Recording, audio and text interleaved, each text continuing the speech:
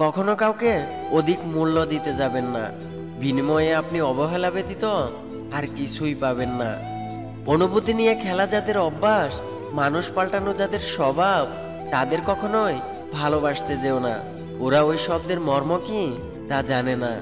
যারা তোমার একটু খারাপ ব্যবহারে তোমার সব ভালো গুণগুলো ভুলে যায়, ভেবে দেখো তারা কিন্তু আপন কখনোই নয়।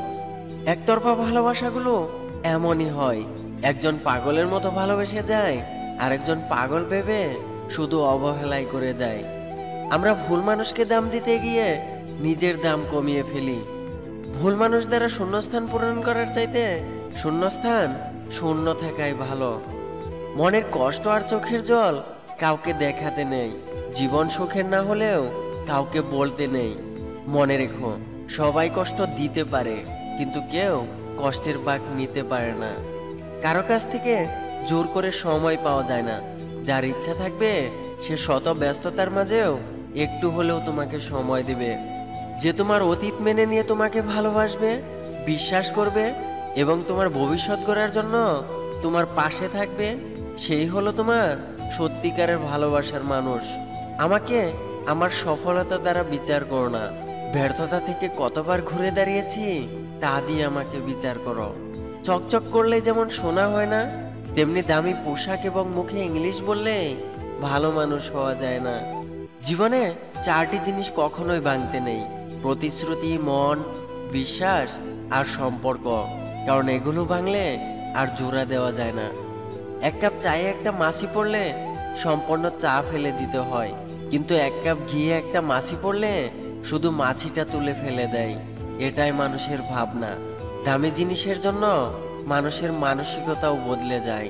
একজনের কথা আরেকজনের কাছে না লাগিয়ে গাছ লাগান, এতে অক্সিজেনও পাবেন এবং পাপও কম হবে। কেউ কেউ নিজেদের ইগো বজায় রাখতে গিয়ে অনেক সম্পর্ক হারিয়ে ফেলে।